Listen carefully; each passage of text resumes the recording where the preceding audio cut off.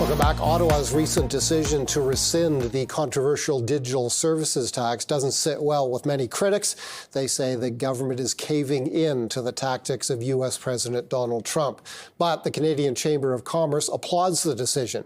And David Pearce, Vice President of Government Relations with the Chamber, is here to talk to us about exactly that. David, thanks a lot for joining us. Correct to say that the Chamber of Commerce opposed this tax from the beginning. Is that correct? Not only when it became a major irritant with the current White House. That's right. We've opposed this tax from the beginning, from when it was first introduced. I think, from a business perspective, more taxes takes money out of the economy. But just from a consumer standpoint, consumers are overtaxed. 3% for a digital service tax was most likely going to be passed on to consumers. It already was in many cases. And our concern, of course, is that with that being passed on, it leads to inflationary pressures that are not helpful for the economy more broadly. Both consumers and businesses, your group believes, would have felt the brunt of that tax. Talk to us about how businesses would have been affected by the digital services tax.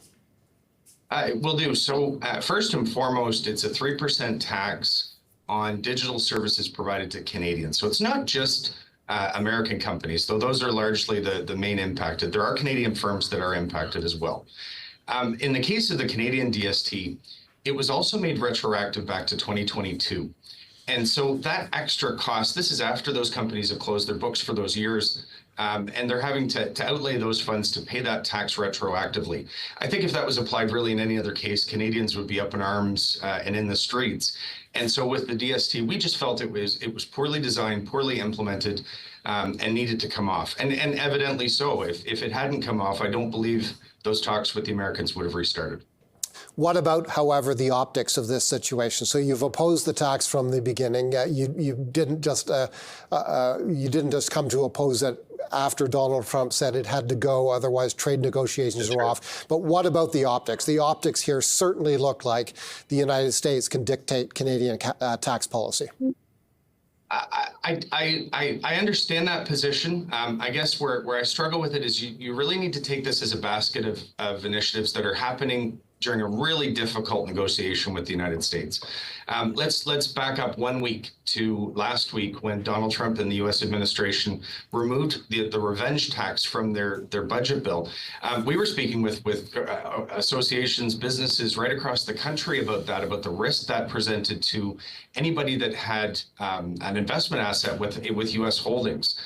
And nobody was expecting that to come right out of the bill, as it has and now been passed and is moving on through the legislative process in Washington. And so that, to me, is a much larger capitulation than what the DST represents. And so it's really important to look at these things in that totality, not just as one-offs. We've been very clear.